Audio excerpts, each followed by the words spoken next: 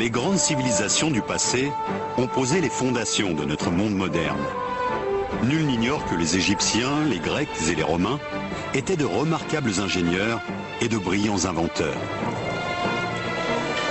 Mais la plupart des livres d'histoire passent sous silence toute une période au cours de laquelle un certain nombre de grands esprits ont véritablement révolutionné le domaine de la connaissance scientifique et technique. Une période considérée comme l'âge d'or du progrès technologique en Orient.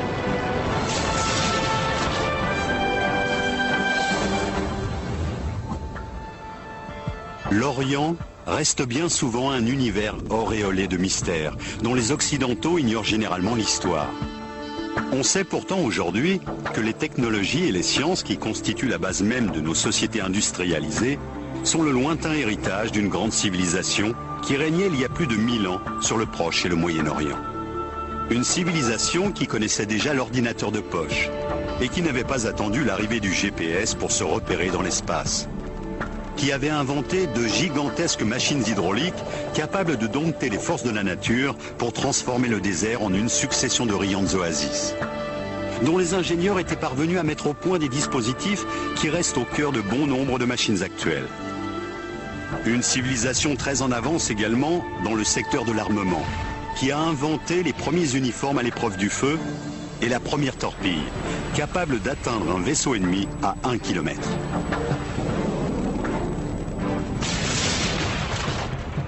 L'effondrement de l'Empire romain marque un grand tournant pour la civilisation occidentale. Tandis que l'Europe s'enfonce dans une longue éclipse, oubliant une bonne partie de l'acquis des grandes civilisations de l'Antiquité, le monde oriental, lui, s'épanouit. Comblant le vide laissé par la disparition des grandes civilisations antiques, les mathématiques, la médecine, la littérature et la physique connaissent au Moyen-Orient un essor remarquable. L'évolution qu'a connue la société pendant les 500 ans, qui du 8e au 13e siècle constitue l'âge d'or de la culture islamique, nous oblige aujourd'hui à revoir l'idée que nous nous faisons de l'histoire ancienne. Un grand nombre de savants, d'ingénieurs et d'artisans de l'époque étaient au sommet de leur art. C'était une époque de grande créativité.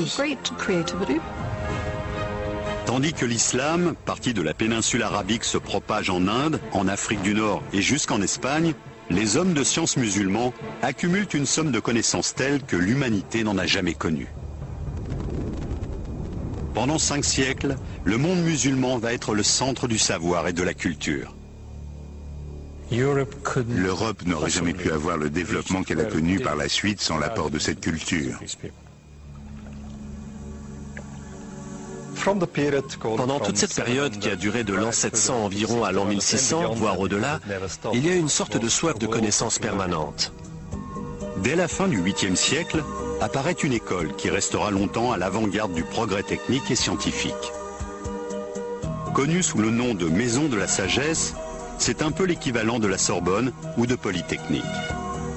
Elle attire des intellectuels venus de l'ensemble du monde musulman.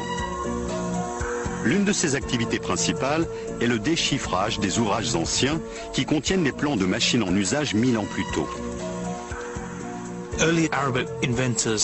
Les premiers savants arabes ont repris des textes hellénistiques et romains et les ont traduits, tout en développant les principes qui y étaient exposés. On trouve ainsi dans les manuscrits de cette époque un certain nombre d'indices qui donnent à penser que les ingénieurs du monde musulman, comme leurs prédécesseurs, s'intéressaient aux automates, l'équivalent de nos robots actuels. Plusieurs chercheurs actuels, comme Salim Al-Hassani, professeur à l'université de Manchester en Angleterre, ont étudié ces ingénieuses machines dont certaines, comme cette serveuse de thé, font appel à des procédés encore utilisés de nos jours. La serveuse de thé est constituée d'un réservoir placé au-dessus d'un robot. Ce réservoir est percé d'un trou par lequel l'eau ou le thé peut s'écouler. Ce système permet de contrôler le débit de la machine, ce qui devait beaucoup étonner et amuser l'assistance.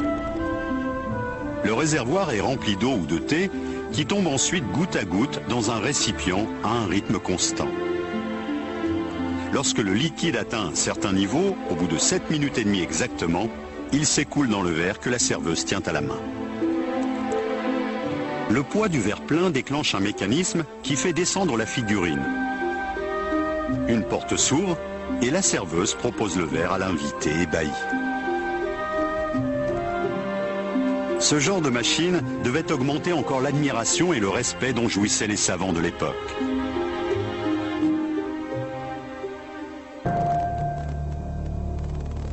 Au vu des textes anciens et des données archéologiques dont nous disposons, les savants de l'âge d'or de la culture musulmane auraient inventé rien moins que le premier ordinateur de l'histoire de l'humanité. Des fouilles sous-marines entreprises au début du XXe siècle au large de l'île grecque d'Anticythère ont permis de mettre au jour les vestiges d'une petite merveille de la technologie du monde antique. Fabriqué autour de l'an 100 avant notre ère, le mécanisme d'Anticythère serait, de l'avis des spécialistes, un calculateur analogique, véritable prototype de l'ordinateur. Cette machine à engrenages a contraint les historiens à revoir totalement l'idée qu'ils se faisaient des connaissances technologiques dans le monde antique. Bien que le mécanisme d'Anticythère ait été examiné par les plus grands spécialistes, son fonctionnement exact reste un mystère.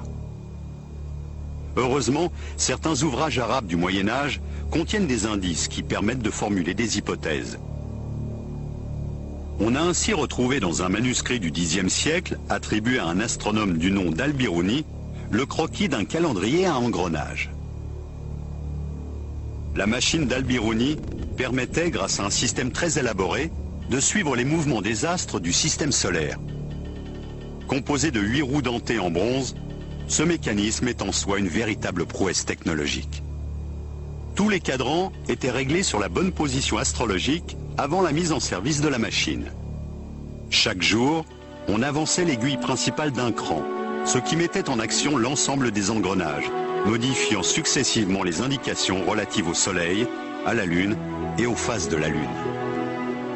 Les roues dentées étaient réalisées avec une telle précision que la machine permettait d'indiquer très exactement les jours, les mois et les années. Les savants du monde musulman avaient-ils connaissance du mécanisme d'Anticythère?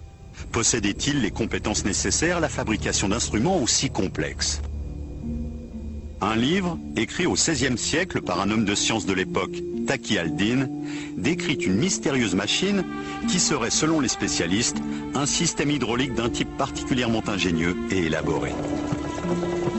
Actionnée par la force de l'eau, cette pompe monobloc à 6 cylindres semble sortir tout droit des bureaux d'études du XXe siècle et n'a rien à envier à une machine moderne. Un modèle réduit de cet engin a été réalisé à Dubaï. Cette maquette représente la pompe à 6 cylindres de Taqi al-Din. Il s'agit d'une machine hydraulique, actionnée par une grande roue. Cette roue est reliée à un axe, qui est en fait un arbre à cames, muni de 6 cames différentes. Chaque pièce de bois est lestée à son extrémité par une sphère. Chaque came actionne à son tour un levier constitué d'un bras fixé en son centre et aboutissant à un piston vertical. Une masse de plomb est fixée à l'extrémité supérieure de chaque piston, qui est équipé en bas, dans le cylindre, d'une valve à clapet. La roue tourne et chaque bras de levier est actionné successivement par les cames. L'eau est remontée à la surface par le piston à valve. Lorsque le levier est libéré, le poids vient appuyer sur le piston et l'eau est évacuée vers le système de distribution. La machine de Taqi al-Din est le fruit d'une évolution remarquable qui part d'une invention des frères Banu Moussa au début du IXe siècle et passe par les améliorations apportées un peu plus tard par le grand ingénieur Al-Jazari. Mais la civilisation musulmane du Moyen-Âge n'a pas seulement produit des mécanismes ingénieux et des instruments sophistiqués. Les savants et les inventeurs de l'époque ont également créé des machines automatiques géantes, destinées à assurer la survie de millions de personnes. Des machines basées sur des technologies qui ne referont surface que 500 ans plus tard.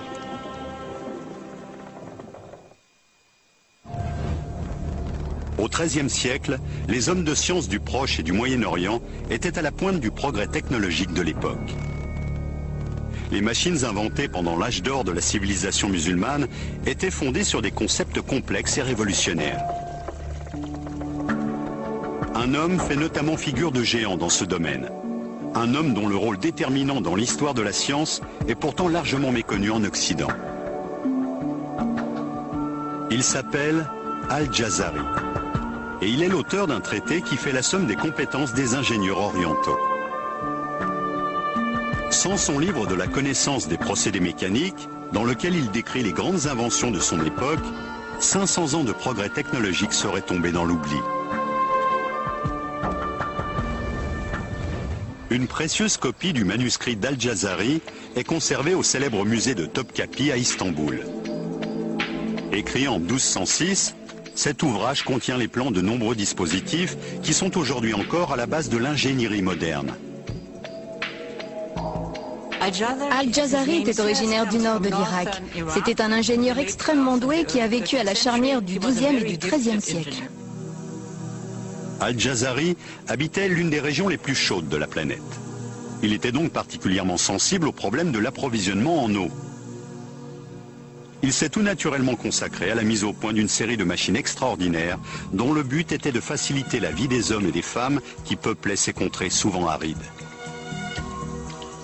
On trouve ainsi, parmi ses inventions les plus remarquables, plusieurs systèmes destinés à remonter l'eau des profondeurs de la Terre. Le plus étonnant, c'est que bon nombre de ces machines fonctionnaient déjà sur les principes que ceux qu'on applique actuellement. Il est parti des techniques traditionnellement utilisées pour puiser l'eau et il a cherché à les améliorer. Jusqu'alors, la plupart des systèmes de pompe, comme le Shadouf, fonctionnaient grâce à la force de l'homme ou de l'animal. Le génie d'Al-Jazari a consisté à remplacer cette force par des mécanismes entièrement automatiques, utilisant l'eau comme source d'énergie. L'une de ses inventions les plus singulières est connue sous le nom de système de pompage numéro 3. On a longtemps cru que cette machine compliquée n'avait jamais existé, qu'il s'agissait uniquement d'une idée sortie de l'imagination du grand homme. Mais une récente découverte tente à prouver le contraire. On a en effet retrouvé à Damas, en Syrie, les vestiges d'une roue à eau qui fonctionnait manifestement selon les principes définis dans le manuscrit d'Al-Jazari. Al-Jazari était un constructeur extrêmement doué. Il ne se contentait pas de décrire des machines, il les construisait vraiment. Réalisée au XIIIe siècle, cette machine hydraulique a fonctionné pendant plus de 700 ans. Une belle preuve de la qualité de sa conception. Elle a notamment servi à alimenter en eau un hôpital du quartier jusque dans les années 1970. Al-Jazari revenait souvent sur son travail, améliorant sans cesse ses plans. Ce remarquable dispositif est une application concrète de son troisième projet de système de pompage. Il fait appel à un système complexe d'engrenage que l'on retrouve souvent ailleurs dans son œuvre. Dans son livre, Al-Jazari explique que son système de pompage fonctionne théoriquement avec une série de palettes creuses. L'eau est censée tomber d'une certaine hauteur sur les palettes, entraînant la rotation de la roue, qui actionne à son tour un système de pignons et d'axes qui met en mouvement les récipients chargés de remonter l'eau. Cette machine fonctionne selon les mêmes principes de base, sauf que l'énergie n'est pas produite par une chute d'eau verticale, mais par la force horizontale du courant. Actionnée par des pièces de bois horizontales, la roue tourne, entraînant un ensemble d'engrenages et de pignons qui permettent de faire monter l'eau dans la tour. L'eau était ainsi acheminée jusqu'au sommet de l'édifice, à une douzaine de mètres de hauteur. 3 pièces de bois qui faisaient partie du dispositif ont été conservées. Une grande roue dentée horizontale était couplée avec une autre roue dentée, verticale celle-là, qui entraînait un ensemble de chaînes et de seaux reliés à une poulie. L'eau était ainsi montée par les seaux jusqu'au sommet de la tour, où elle était déversée dans un aqueduc directement relié à l'hôpital voisin. Cet ensemble, étonnamment bien conservé, est un bel exemple de réalisation technologique ancienne destinée à améliorer le quotidien de la population. Avec son 4e projet de machine hydraulique, Al-Jazari va cependant aller plus loin encore, en révolutionnant véritablement la science de la mécanique. Cette fois-ci, il fait appel à un système de manivelle. Il est apparemment le premier à mentionner ce dispositif dans le cadre d'une application pratique. La plupart des ingénieurs du XXIe siècle vous diront que la manivelle est la plus importante invention de la mécanique après la roue. Une invention qui, quelques 500 ans plus tard, jouera un rôle déterminant dans l'avènement de la société moderne.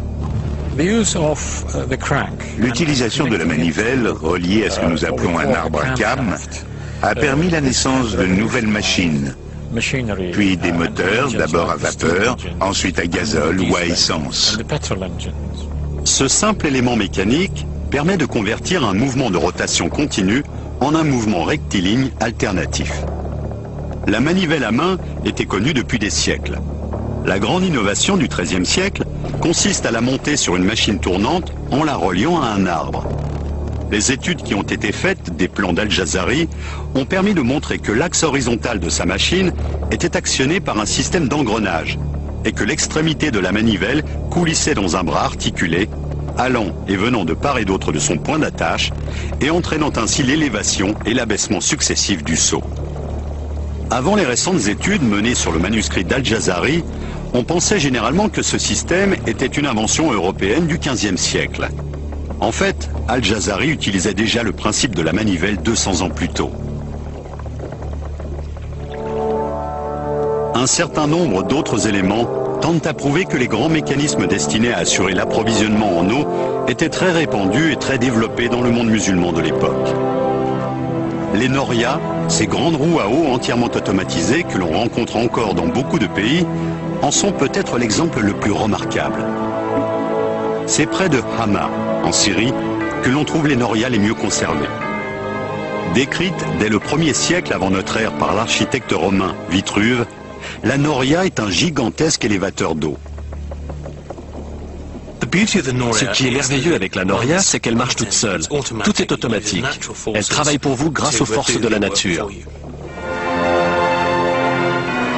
Ces machines géantes étaient conçues pour remonter près de 100 litres d'eau par minute.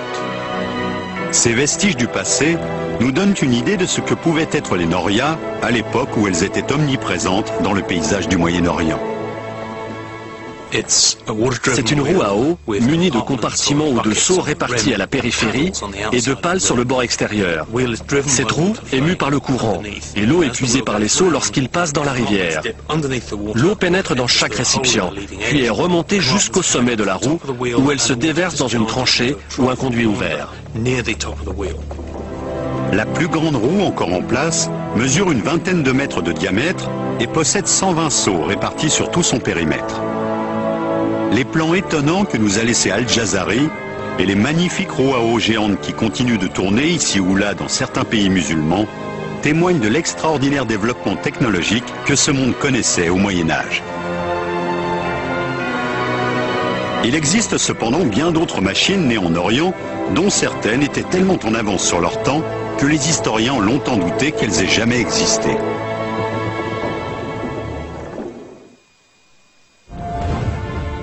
Les ingénieurs du Moyen-Orient ont repris à leur compte, en les perfectionnant, les progrès technologiques accomplis pendant l'Antiquité. Les Grecs et les Romains avaient en leur temps fait avancer la mécanique à pas de géant. De grands inventeurs comme Héron d'Alexandrie ou Philon le Juif ont eu une influence déterminante sur les hommes de science qui, 1000 ans plus tard, feront la gloire de la civilisation musulmane. Pour les chercheurs qui travaillent aujourd'hui sur les manuscrits arabes du Moyen-Âge, il est de plus en plus évident que nombre de machines n'ont pas été inventées, mais simplement redécouvertes par l'homme moderne.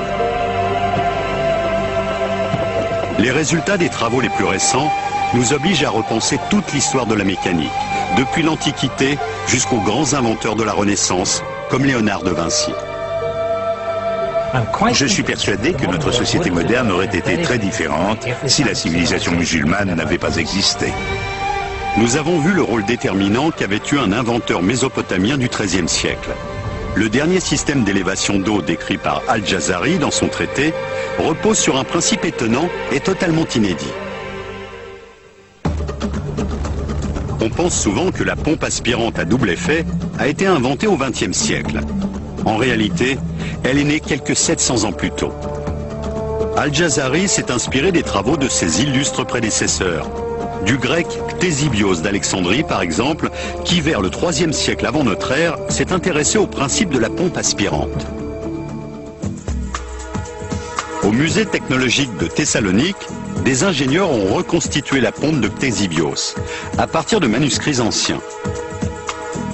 Étonnamment, ce système est encore en usage plus de 2000 ans après sa conception dans le nord de l'Europe. Voici la pompe de Ctésibios. C'est une pompe à eau à 2 temps. Elle est constituée de 2 cylindres, chacun contenant un piston muni d'une valve dans sa partie basse. Les pistons sont actionnés au moyen de ce levier. Lorsque le piston monte, il expulse l'air contenu dans le cylindre qui est remplacé par de l'eau. Les 2 pistons montent et descendent alternativement, ce qui assure un débit d'eau constant. Cet appareil sert depuis l'Antiquité à pomper l'eau, mais on peut aussi dire qu'il est l'ancêtre du moteur à 2 temps, tel que nous le connaissons aujourd'hui. Il suffit de remplacer l'eau par un mélange d'essence et d'air, le principe est le même. 1000 ans plus tard, Al-Jazari allait reprendre ce principe et progresser plus loin encore dans la voie ouverte par Ctésibios. Alors que la machine inventée par ce dernier avait besoin de l'homme pour pomper l'eau, le système imaginé par Al-Jazari est entièrement automatique. Cette évolution aura une influence directe sur le développement de l'ingénierie moderne et donnera naissance, 500 ans plus tard, associé au principe de la manivelle, au premier moteur à vapeur. Prenez la machine numéro 5 d'Al-Jazari. Il s'agit en fait d'une pompe aspirante à double effet. Elle possède 2 cylindres munis de 2 pistons à mouvement alternatif. La pompe est actionnée par une roue à eau, qui entraîne, par un système d'engrenage, un bras oscillant auquel sont reliés les 2 pistons. Les pistons vont et viennent horizontalement dans des cylindres opposés, tous 2 équipés de dispositifs d'aspiration par valve et d'acheminement de l'eau. Les canalisations se rejoignent au-dessus de la machine dans un réservoir qui servira ensuite à alimenter le réseau d'irrigation. Les remarquables progrès accomplis par Al-Jazari dans la construction de machines hydrauliques ouvriront la voie à d'autres savants du monde musulman qui ne tarderont pas à inventer des engins encore plus étonnants. Alors que l'Europe est en pleine stagnation, l'Orient connaît un essor technologique particulièrement dynamique. Il y avait une tradition extrêmement vivante des sciences mécaniques dans le monde islamique du Haut Moyen-Âge, qui contrastait avec l'apathie de l'Europe occidentale des 7e, 8e et 9e siècles. 3 personnages ont joué un rôle particulièrement important dans le développement technologique et scientifique de la civilisation musulmane. 3 frères, les Banu Moussa. Tirant leur inspiration des ouvrages traduits en arabe de Philon et de Héron, les Banu Moussa ont inventé toute une série de machines étonnantes. La mécanique était généralement considérée comme la science de l'illusion, car elle utilisait un phénomène mécanique pour produire un effet spectaculaire qu'aucun autre moyen n'aurait permis d'obtenir. Les Banu Moussa avaient notamment une connaissance très poussée de l'hydraulique. En contrôlant la pression de l'air et de l'eau, ils pouvaient déterminer avec exactitude le fonctionnement de leurs automates. Les techniques de haute précision mises en œuvre dans ce dispositif font aujourd'hui encore partie des fondements de la mécanique moderne. Cette machine à débit intermittent est un bon exemple. Elle a pour fonction de servir à boire à son utilisateur. Ses inventeurs ont fait appel avec beaucoup d'astuces à 2 inventions du début du IXe siècle. La première de ces inventions est une valve conique qui sert à réguler le débit de l'eau. L'eau située dans le réservoir du haut passe par un trou aménagé au fond, comme vous pouvez le constater. Ce trou est équipé d'une valve conique qui, lorsqu'elle remonte, obstrue le passage. La seconde est un mécanisme qui permet de contrôler la valve en fonction du volume de liquide parvenu en bout de circuit. Le réservoir du milieu fait office de siphon et renvoie l'eau dans le 3e récipient, plus petit et situé en bas, qui lui est équipé d'un flotteur. Lorsque le flotteur monte, l'eau s'écoule par le robinet. Mais en montant, il repousse vers le haut la valve conique à laquelle il est relié, ce qui empêche l'eau de s'écouler du premier réservoir vers le 2e. Cet automate témoigne de la part de son inventeur d'une remarquable connaissance du phénomène de la pression. Ce sont exactement les mêmes techniques que l'on retrouve aujourd'hui dans les dispositifs de régulation des machines à laver ou des moteurs d'avion à réaction.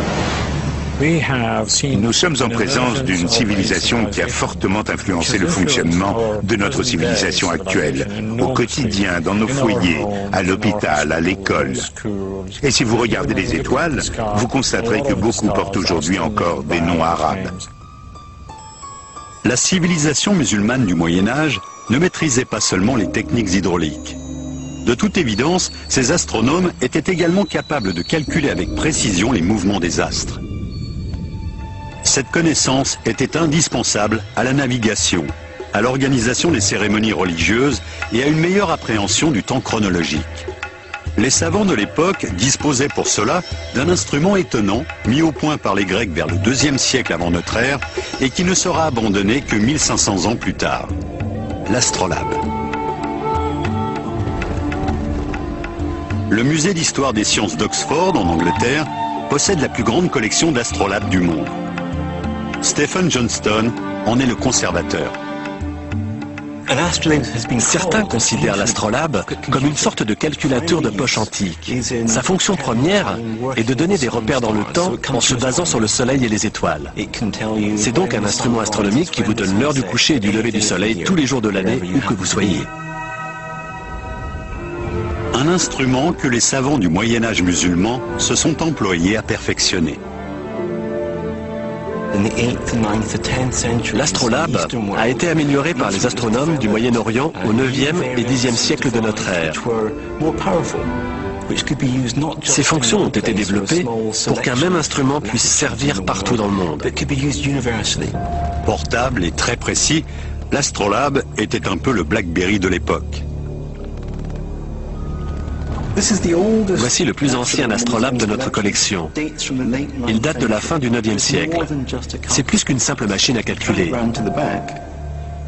Si je le retourne, j'obtiens un instrument d'observation que je peux utiliser pour mesurer la hauteur du soleil et des étoiles. Il suffit d'ajuster la règle afin d'aligner l'astre choisi avec le viseur de l'appareil. Il ne reste plus qu'à relever le degré indiqué par la flèche sur la graduation qui figure au bord du disque. Et cela vous donne la hauteur de l'astre observé au-dessus de l'horizon. Vous pouvez alors ensuite déterminer l'heure et la date. Les inventeurs du monde médiéval musulman étaient donc passés maîtres en l'art de fabriquer des objets mécaniques. Les villes du Proche et du Moyen-Orient étaient de grands centres d'innovation technologique. Poussant toujours plus loin leurs recherches, les savants de l'époque, tels Al-Jazari, ont ensuite appliqué les connaissances qu'ils avaient accumulées à la fabrication d'étonnantes horloges et de redoutables machines de guerre.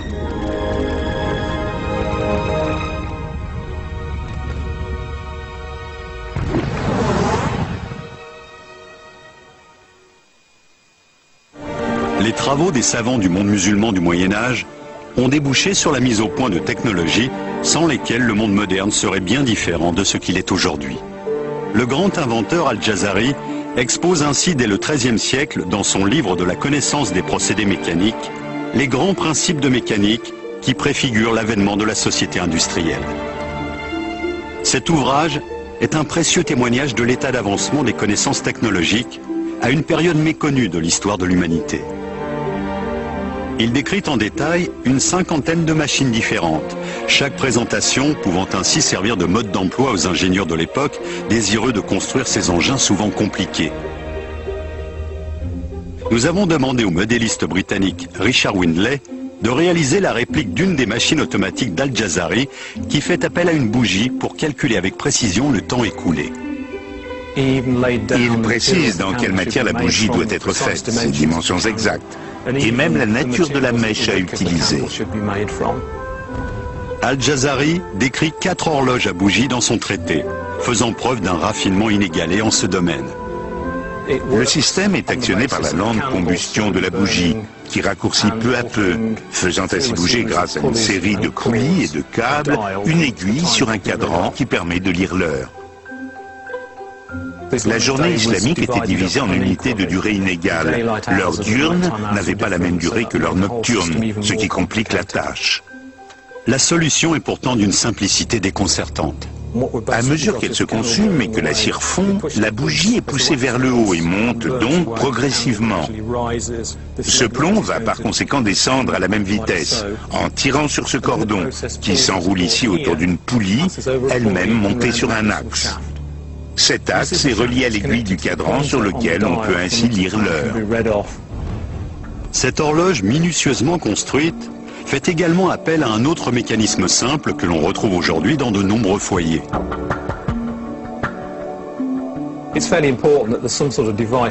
Pour maintenir en place le capuchon du cylindre et éviter qu'il ne cède sous la pression du poids, Al-Jazari a imaginé un système de fermeture qui ressemble beaucoup au dispositif dit à baïonnette, utilisé à l'heure actuelle sur les ampoules électriques. Il est quand même étonnant de retrouver quasiment le même système 800 ans après. Mais ce n'est pas tout. Dans son livre de la connaissance des procédés mécaniques, Al-Jazari s'intéresse tout particulièrement au principe de l'hydraulique appliqué à l'horlogerie. Il y décrit une série de mécanismes extrêmement élaborés qui permettaient de mesurer le temps écoulé. L'un d'eux, plus compliqué encore que les autres, laisse perplexes les meilleurs spécialistes du XXIe siècle.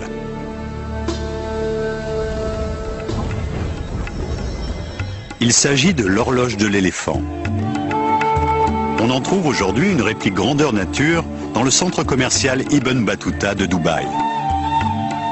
Il a fallu plus de 11 000 heures de travail à quelques 150 experts pour réaliser ce monument de 7 mètres de haut pour un poids de 7 tonnes.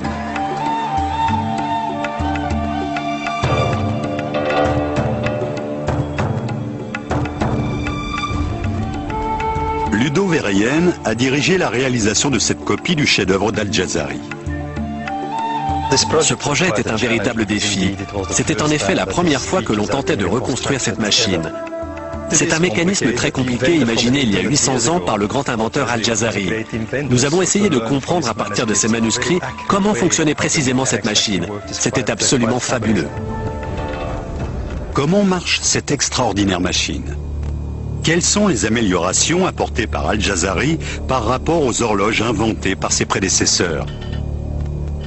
L'horloge de l'éléphant fait appel à plusieurs mécanismes que ne renierait pas un ingénieur moderne. Dans le ventre de l'animal se trouve un flotteur submersible percé d'un petit trou dont le diamètre est calculé de façon à laisser passer une quantité d'eau très précise qui détermine la vitesse à laquelle le flotteur va s'enfoncer et donc la fréquence des sonneries de l'horloge. En coulant, le flotteur déclenche un mécanisme qui entraîne à son tour toute une série de mouvements permettant finalement à la machine de donner l'heure en sonnant. Le flotteur est ensuite sorti de l'eau et vidé de son contenu. Il remonte à la surface et le même processus redémarre. L'horloge comporte plusieurs automates qui égrènent les heures par un coup de cymbale ou le chant d'un oiseau. C'est une machine extrêmement compliquée pour l'époque, dans la mesure où elle comprend un mécanisme de retour automatique qui lui permet d'approcher le mouvement perpétuel. L'horloge de l'éléphant est l'un des plus beaux exemples du niveau de raffinement technologique atteint par la civilisation musulmane du Moyen-Âge. C'est le résultat inédit du mariage de l'art, de l'architecture et de l'ingénierie. Les savants du Moyen-Orient se sont également distingués dans le domaine du génie militaire. L'expansion rapide de la civilisation arabo-musulmane n'aurait pas pu se faire sans l'appui d'un formidable arsenal. Ce sont les musulmans qui ont notamment fait connaître à l'Europe la technologie du trébuchet, originaire de Chine, qui allait donner naissance aux machines de guerre les plus redoutées de l'époque. Le matériel militaire utilisé par les armées musulmanes des XIIe et XIIIe siècles était sensiblement supérieur à celui dont disposaient les Européens pendant la même période. Le trébuchet à contrepoids pouvait envoyer un projectile de près de 200 kg à une distance d'environ 300 mètres. Il servait à lancer non seulement des blocs de pierre, mais également des engins incendiaires. Cette catapulte améliorée n'est pas la seule arme de guerre importée de Chine. D'autres inventions, encore plus révolutionnaires, sont à mettre au crédit des ingénieurs militaires orientaux, comme l'uniforme ignifugé ou les explosifs. L'une de ces inventions allait notamment changer à jamais la manière de faire la guerre, la torpille.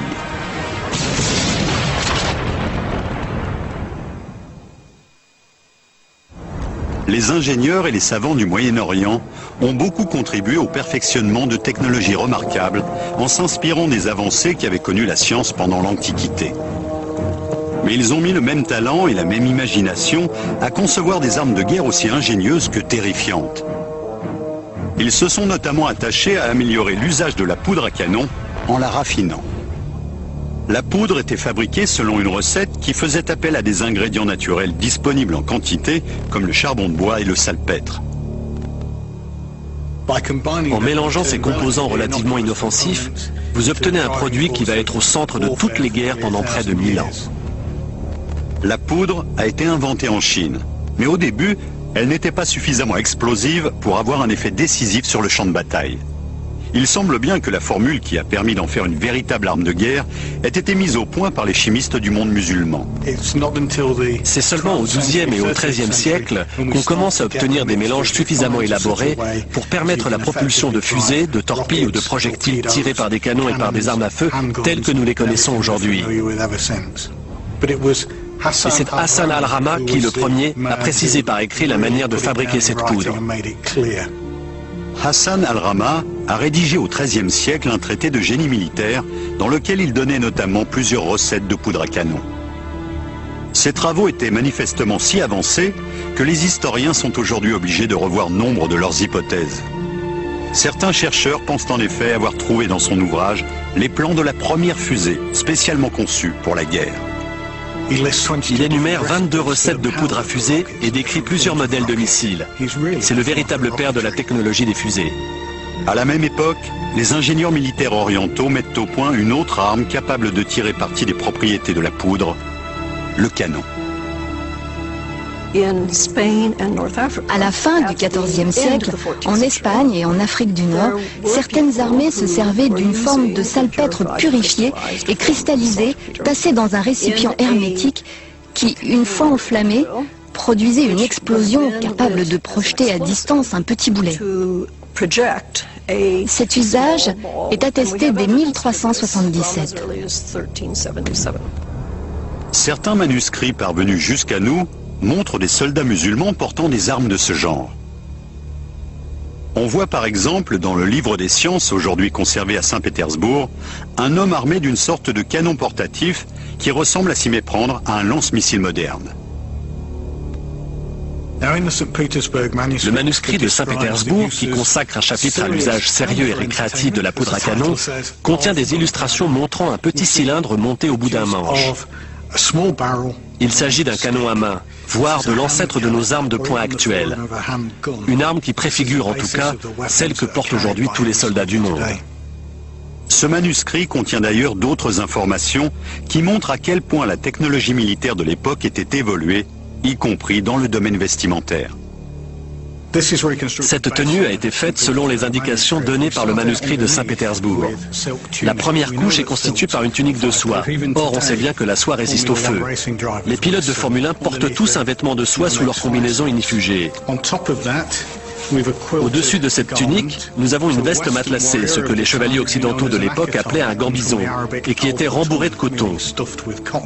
Le tout était recouvert d'une dernière couche en laine, qui constituait une protection efficace contre le feu et même contre les produits chimiques, très semblable à celle que sont censés porter les soldats modernes en cas d'attaque nucléaire ou biologique. Les illustrations du manuscrit montrent des combattants portant sur eux des engins incendiaires qui étaient probablement allumés juste avant qu'ils ne se ruent contre la cavalerie ennemie, provoquant la panique dans les rangs de l'adversaire.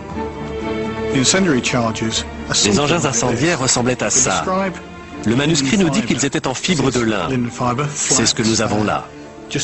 De la fibre de lin tordue à la main et garnie d'une certaine quantité de poudre noire. On voit sur les illustrations que ces petits sachets étaient fixés sur les vêtements protecteurs des soldats. On nous explique qu'ils étaient fermés avec un bout de fil de fer qui permettait de maintenir la fibre de lin et de fixer l'ensemble sur l'étoffe. Les porteurs d'engins incendiaires étaient-ils vraiment protégés par leur tenue? Nous avons fait le test.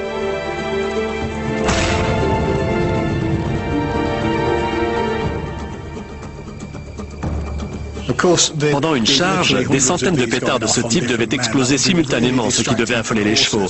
Ce qui m'intéresse surtout, c'est de constater que l'étoffe ne porte aucune trace de brûlure. La chaleur a à peine traversé. Manifestement, ces vêtements étaient vraiment à l'épreuve du feu.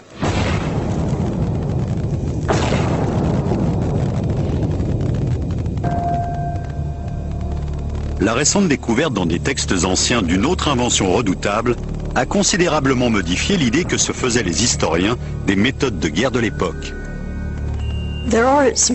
Il existe un certain nombre de similitudes entre les technologies militaires du Moyen-Âge et celles d'époques plus proches de nous. Je pense en particulier à un engin qui ressemble fort à une torpille.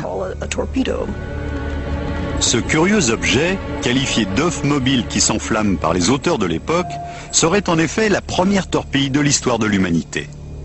C'est une arme destinée à couler les navires. Contrairement à une torpille moderne, elle ne se déplace pas sous l'eau, mais sur l'eau. Les ingénieurs militaires de la civilisation musulmane médiévale avaient-ils vraiment les moyens de fabriquer de telles armes? Nous pensions jusqu'à présent que la torpille était une invention du 19e siècle. Le fait qu'un engin très semblable existait déjà il y a 700 ans nous oblige à regarder les choses sous un jour nouveau et à réécrire certaines pages des manuels d'histoire. Il s'agit bien d'une torpille. Était-elle efficace? Nous l'ignorons. Pour tenter de répondre à cette question, nous avons demandé au modéliste Richard Windley de construire une réplique miniature de cette petite merveille de la technologie médiévale à partir des plans originaux du XIIIe siècle. Cette maquette a été fabriquée d'après les illustrations d'un manuscrit musulman datant à peu près de l'année 1220. Le texte parle d'un engin en forme de poire aplati plus précisément. Cette réplique est faite en cuivre et en fer. Ce cylindre situé sur la face supérieure contient la charge de poudre noire. La pointe permettait à l'engin d'aller se ficher dans la coque du navire ennemi. Il était alors très dangereux d'essayer de le retirer. Une fusée n'est ni plus ni moins qu'un tube à l'intérieur duquel on a tassé de la poudre. Cela ressemble beaucoup aux feux d'artifice qu'on utilise encore aujourd'hui, ainsi d'ailleurs qu'à ceux que fabriquaient déjà les Chinois il y a des centaines d'années. J'ai réalisé la face intérieure de cette réplique en employant un procédé inédit. L'original possédait probablement une sorte de coque en fer martelé. La torpille était vraisemblablement bourrée d'une substance incendiaire. Destinée à semer la panique dans la flotte ennemie, elle devait également provoquer des dégâts importants.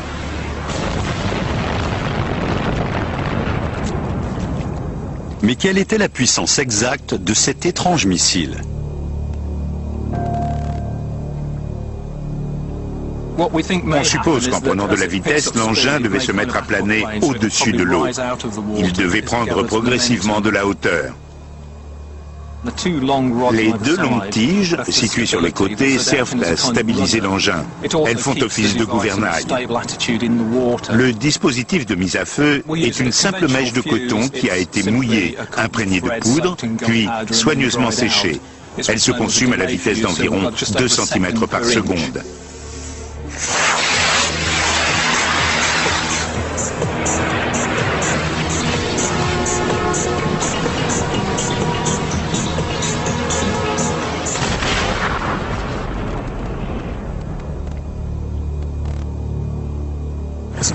Superbe, c'est vraiment génial. Ces gens-là étaient parfaitement capables de fabriquer des armes redoutables.